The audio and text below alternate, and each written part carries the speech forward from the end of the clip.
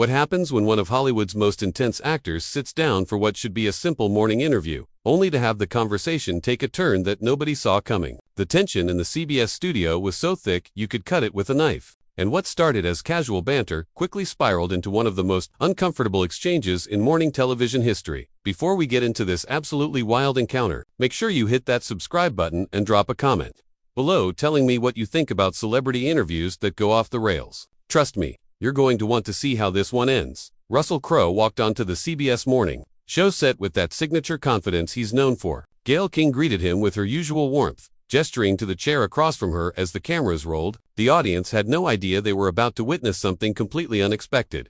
Gayle started things off friendly enough. "Russell, it's wonderful to have you here. You've been in the industry for decades now, given us some absolutely iconic performances. I want to talk about your new project, but first, I have to ask. You've been pretty vocal on social media lately about the state of modern cinema. Some might say, controversial." Russell leaned back in his chair, a slight smile playing at the corners of his mouth. "Controversial? I'd say honest. There's a difference, Gayle. When did honesty become controversial?" Gayle maintained her smile, but there was a flicker of something in her eyes. "Well, when you tweet that most modern blockbusters are, and I quote, soulless cash grabs designed by committee, that tends to ruffle some feathers, especially from someone who's been in quite a few big-budget films themselves.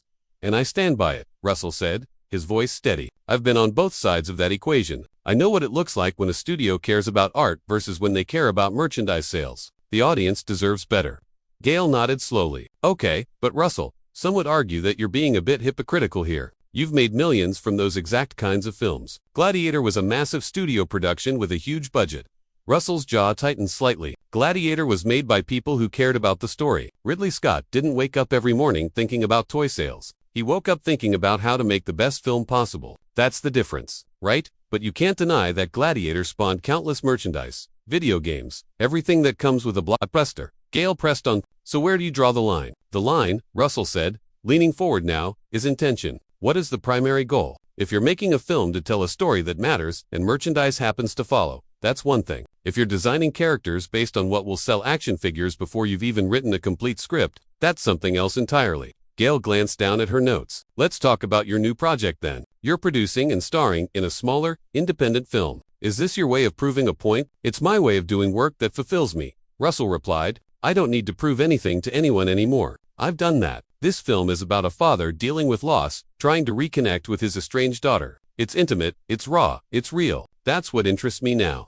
"That's beautiful," Gayle said, though her tone suggested she wasn't quite finished. "But I have to push back a little here. Russell, you've been very critical of actors who, in your words, phone it in for a paycheck. Yet you've done voice work for animated films. You've done commercials. Aren't those paychecks?" Russell's expression hardened. "Are you seriously comparing voice work in a quality animated film to phoning it in? I'm asking where you draw your very firm line," Gayle said, her voice remaining calm but pointed. "Because from the outside, it can look like you have one standard for yourself and another for everyone else. That's not fair, Gayle," Russell said, his voice rising slightly. "I've never claimed to be perfect. What I've said, consistently, is that the industry has lost its way, that the focus has shifted from storytelling to profit margins. I can criticize that while still working within the system. But you're part of that system," Gayle countered. "You benefit from it. So when you go on social media and tear down films that hundreds of people worked hard on, films that gave jobs to crew members and actors and everyone in between, doesn't that seem a bit, I don't know, out of touch?" Russell sat up straighter, his eyes locked on Gayle. "Out of touch.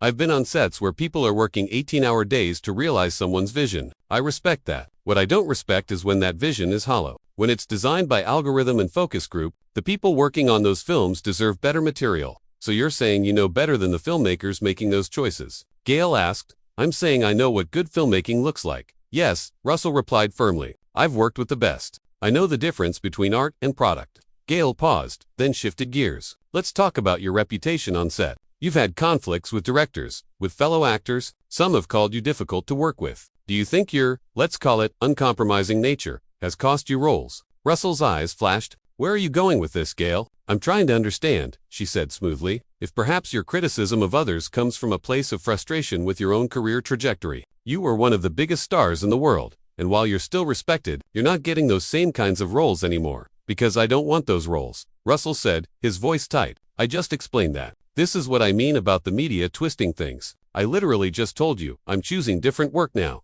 And you're framing it as if I'm bitter about not being offered superhero films. Are you saying you've been offered superhero films and turned them down? Gayle asked. I'm saying the conversation has gotten away from what matters, Russell said, visibly frustrated now. We're supposed to be talking about meaningful cinema, and you keep trying to make this about ego or bitterness or hypocrisy. Gayle leaned in slightly. Russell, I'm asking the questions I think our audience wants answered. You've been very outspoken, very critical. People want to know if you can take the same scrutiny you dish out. Scrutiny is fine, Russell said sharply. Misrepresentation isn't. You're not scrutinizing my points, you're trying to discredit them by attacking my character. I'm not attacking anyone, Gayle said calmly. I'm having a conversation. A conversation. Russell let out a short laugh. This feels more like an interrogation designed to make me look like a hypocrite. The studio fell silent for a beat. Gayle maintained her composure, her years of experience showing, Russell, if that's how you feel, then let's recalibrate. Tell me, in your own words, what you hope to achieve with your criticism of modern Hollywood. Russell took a breath, clearly trying to reset himself. I want people to demand better. Audiences have been conditioned to accept mediocrity because it's packaged well. I want filmmakers to remember that they have a responsibility to the art form, not just to shareholders. And you don't think that comes across as elitist? Gayle asked, telling people their taste is wrong. I'm not telling anyone their taste is wrong, Russell said, frustration creeping back into his voice. I'm saying they deserve options beyond the same recycled formulas. But you're making that judgment for them, Gayle pressed. Russell's voice grew louder. No, I'm offering perspective based on decades of experience. That's what people in this industry used to do. They used to mentor, they used to share knowledge, they used to stand for something. Now, everyone's afraid to say anything because they might offend a studio executive or lose their next gig. Gayle's expression remained neutral, professional. So you're the brave truth teller, and everyone else is scared. That's not what I said. Russell shot back. Don't put words in my mouth. Gayle, I'm saying the culture of fear around speaking honestly about the quality of work is damaging. It means bad films get made, get defended, and the cycle continues. Or maybe, Gayle suggested, other people just have different opinions than you about what constitutes a good film. Maybe what you see as soulless, others see as entertaining. Maybe what you call shallow, audiences find fun and escapist. Russell shook his head. Escapism doesn't have to mean brain dead. Some of the greatest films ever made are escapist. They transport you, they entertain you, but they also make you feel something real. They have stakes, they have heart. You can have both. Okay, but who decides that? Gayle asked. Who gets to be the arbiter of what has heart and what doesn't? You. The work speaks for itself, Russell said. Put two films side by side, one made with genuine passion and one made by corporate mandate. And audiences know the difference. They feel it, even if they can't articulate why. Gayle tilted her head slightly. Russell, I've seen plenty of films that critics called soulless make billions of dollars and create massive fan. Are all those people wrong? They're not wrong to enjoy what they enjoy, Russell said, his patience clearly wearing thin. But they could have both. They could have entertainment that also respects their intelligence. That's my entire point, and you keep trying to frame it as me looking down on audiences when it's the exact opposite. Help me understand then, Gayle said, because you've criticized specific films by name on social media. Films that brought joy to millions of people. How is that not looking down on their choices? Russell's face flushed slightly. I criticized the filmmaking, not the people who watched them. There's a distinction. Is there though? Gayle pressed. When you say a film is garbage, you're saying people who loved it have garbage taste. Those things are connected. That's a deliberate misinterpretation, Russell said, his voice rising again. I can think a film is poorly made while understanding why someone might still enjoy it. Those aren't mutually exclusive concepts. Then why use such harsh language? Gayle asked. Why not say, this film wasn't for me, or I wished it had gone in a different direction? Why garbage? Why soulless? Why attack? Russell leaned forward, his intensity palpable. Because polite criticism gets ignored. Because the industry needs to hear loud and clear that what they're doing isn't working for everyone. Because somebody needs to say the emperor has no clothes. And you've appointed yourself to that position, Gayle said. Someone has to, Russell replied sharply. Gayle paused, letting that hang in the air for a moment. Let's talk about your new film again. You mentioned it's about a father and daughter. Is this based on personal experience? Russell's jaw clenched. Why? Are you going to use my personal life to undermine my professional opinions now? I'm asking about your film, Gayle said calmly. You said, it's intimate and raw. I'm wondering where that comes from. It comes from understanding human emotion, Russell said tersely. From wanting to tell a story about real people dealing with real problems. Not everything has to be autobiographical. Fair enough, Gayle said, but you've been very private about your personal life, especially in recent years. Yet you have no problem being very public with your criticism of others. Don't you see a contradiction there? Russell stared at her for a long moment. My personal life is mine. My professional opinions are part of the public discourse about an industry I've given my life to. Those are completely different things, are they? Gayle challenged. Because your passion about this seems deeply personal. The anger in your voice right now seems personal. Of course it's personal, Russell said, his voice tight. I care about this. I care about cinema. I care about what we're leaving for the next generation of filmmakers and audiences. If that makes me angry that we're squandering potential, then yes, it's personal. Gayle leaned back slightly. Russell, I'm going to be very direct with you. Some people think you're going through something, that these outbursts on social media, this anger, might be coming from a place beyond just caring about film quality. Russell's eyes widened. Outbursts. I'm having outbursts now. Your words, Gayle said, very strong words about films, about filmmakers, about the industry. With increasing frequency, people are concerned. People, Russell said, his voice dripping with sarcasm. Who are these concerned people, Gayle? Or is this you, deciding that passionate opinions must mean there's something wrong with someone? I'm telling you what the conversation is, Gayle replied evenly. I'm telling you what people are saying. Then people need to focus on the substance of what I'm saying instead of trying to psychoanalyze me. Russell said, his voice hard. This is exactly what's wrong with media today. Can't engage with ideas, so you attack the person sharing them. Gayle's expression didn't change. I'm not attacking you, Russell. I'm asking questions that I think are relevant. Relevant to what? Russell demanded. To discrediting me, to making this about my mental state instead of about the very real problems in Hollywood. Relevant to understanding where this intensity comes from, Gayle said. You're not just critiquing films, Russell. You're going after people. Directors, actors, executives. You've called people hacks, sellouts, frauds. That's not professional criticism, that's personal. Russell stood up suddenly, his chair scraping against the floor. The camera operators shifted nervously. I've called work fraudulent when it is. I've called decisions selling out when they are. I've used accurate descriptors for what I see. Sit down, Russell, Gayle said quietly. Why? Russell asked, still standing. So you can keep this ambush going. This wasn't an interview, Gayle. This was a setup. It's an interview, Gayle said, her voice still calm. And you agreed to come here knowing we'd have a real conversation. If you can't handle being asked direct questions, maybe that says something. Russell laughed, but there was no humor in it. Direct questions. You've spent this entire interview trying to paint me as bitter, hypocritical, and mentally unstable. Those aren't questions. They're accusations disguised as journalism. I've asked you to explain your positions, Gayle countered. To defend the very public statements you've made. That's what interviews are. No, Russell said, pointing at her. Interviews are supposed to explore ideas, to give context, to have actual dialogue. This has been you loading your questions with assumptions and then acting like I'm being defensive when I push back. Gayle finally showed a flicker of reaction, her eyebrows raising slightly. Russell, I've interviewed presidents, world leaders, celebrities far bigger than you. I know how to conduct an interview. If you're feeling attacked, maybe that's because your positions don't hold up under scrutiny. There it is, Russell said, a bitter smile crossing his face. The real Gayle King, not the friendly morning show host, but the person who thinks she's superior to her guests. I don't think I'm superior to anyone, Gayle said, her voice cooling. But I also don't come on this show and tear down other people's work without expecting to be challenged on it. I haven't torn down people, Russell insisted. I've criticized work. Why is that so hard for you to understand? Because you can't separate the two, Gayle said. When you call a director a hack, you're attacking that person. When you say an actor sold out, you're questioning their integrity. You're making it personal, Russell, and then getting upset when people respond in kind. Russell's hands clenched into fists at his sides. I get upset when people like you twist my words to fit your narrative. When you ignore the substance to focus on tone, when you try to make this about anything other than what it's actually about, and what is it actually about? Gayle asked, her voice sharp now. Because from where I'm sitting, it looks like a once major star who's frustrated with where his career is, lashing out at an industry that's moved on without him.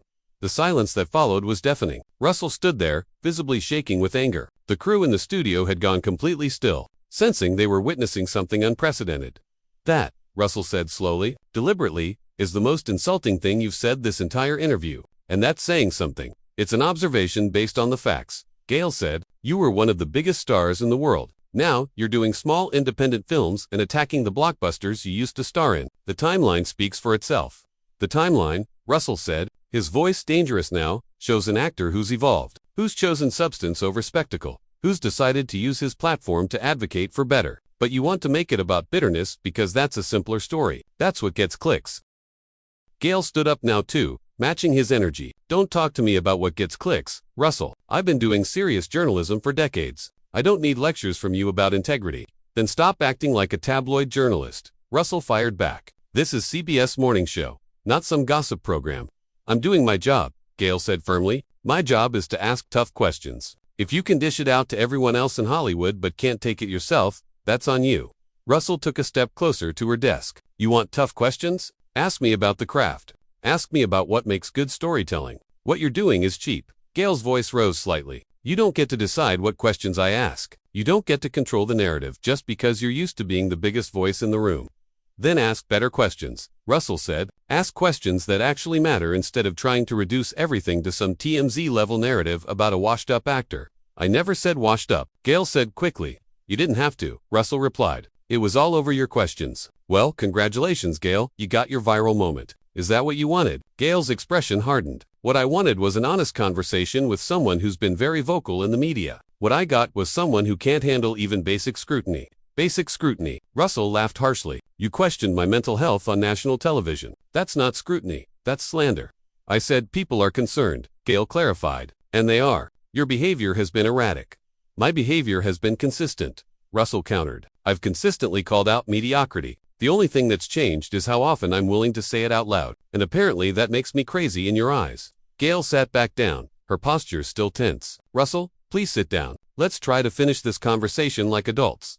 Like adults? Russell remained standing. Adults don't ambush each other with loaded questions. And adults, Gayle said pointedly, take responsibility for their words and actions. You've hurt people with your comments, Russell. Russell finally sat back down, but his body language was rigid. And I stand by what I said about their work. If they're hurt by honest criticism, maybe they should make better work. That's incredibly arrogant, Gayle said. That's incredibly honest, Russell replied. Maybe we've gotten so used to everyone being polite that actual honesty looks like arrogance. When did you become so angry? Gayle asked quietly. The question hung in the air between them. Russell stared at her, his jaw working. I'm angry because I care, because I've seen what this industry can be at its best, and I'm watching it settle for being something less. Gayle leaned forward. And has it been worth it? Has all this anger, all this criticism, has it actually changed anything? Or has it just isolated you? Russell's eyes flashed. Change doesn't happen overnight. Gayle, I'm working with people who share my vision, but you are getting less work. Gayle pressed. You're not in the big films anymore, and you can say it's by choice all you want, but at some point, you have to wonder if the cost has been too high. The cost of what? Russell demanded. Of having integrity. You want me to shut up and take whatever roles are offered. That's not who I am. Russell stood up again, and this time his voice was quiet but intense. You know what, Gayle? You've proven my entire point. We can't have real conversations anymore. We can't challenge each other without it becoming personal. This interview is a perfect example of everything that's broken. So I'm what's broken now? Gayle asked, her voice sharp. The system is broken, Russell said, and you're part of it. You sit here asking your safe questions, never really pushing, except when you can make someone look bad. That's not journalism. Gayle stood up as well, her composure cracking. You don't know anything about what I do. You come on here with your attitude and you have the nerve to lecture me about journalism. I'm pointing out that this interview wasn't it, Russell said. This was a hit piece disguised as a conversation. If you feel hit, maybe that's because you can't defend your positions. Gayle shot back. The producer's voice came through someone's earpiece. Someone said they should cut to commercial. Gayle held up a hand, indicating to hold off. Russell, she said, her voice controlled again but tight. Let me ask you one final question, and I want a straight answer. Do you actually believe that your criticism is helping the industry? Or is it possible that you're just making noise because you're frustrated with where you are in your career? Russell stared at her, and for a moment the studio was completely silent. When he spoke, his voice was low and measured. I believe that silence is complicity. I believe that if you see something wrong and you say nothing, you're part of the problem. I believe that my career, whatever stage it's in, has given me a platform that I can use for something beyond promoting myself. And I believe that this interview has been a waste of both of our time because you never had any intention of actually hearing me. You wanted a show? Gayle, congratulations. You got one. He unclipped his microphone and placed it on the desk. Gayle remained standing, her expression unreadable. Thank you for coming, Russell, she said formally. No, Russell said, shaking his head. Don't do that. Don't pretend this was a normal interview. Own what this was. This was an interview where I asked tough questions and you couldn't handle them. Gayle said, this was an ambush. Russell replied, and we both know it. He turned and walked off the set, the camera following him until he disappeared into the wings. Gayle stood there for a moment, then looked directly into the camera. We'll be right back, she said, her professional mask back in place. So what did you think of that explosive exchange? Was Gayle King out of line with her questioning, or was Russell Crowe being too defensive? Drop a comment below and let me know who you think was right in this situation. And if you haven't already, Hit that subscribe button because you know we're going to be breaking down every moment of this interview in the coming days. The internet is already going crazy over this one, and trust me, you don't want to miss what people are saying.